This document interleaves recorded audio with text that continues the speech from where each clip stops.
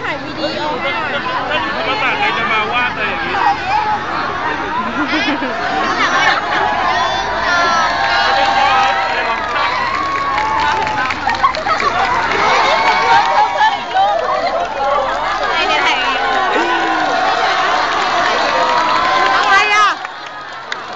ตบมือทำไมอ่ะตบมือให้ใครวะถ่ายกล้องนี้เวฟมาเอาเวฟเยอะอุ้ยจะล้มเวฟอ่ะวิดีโอถ่ายด้วยเร็ว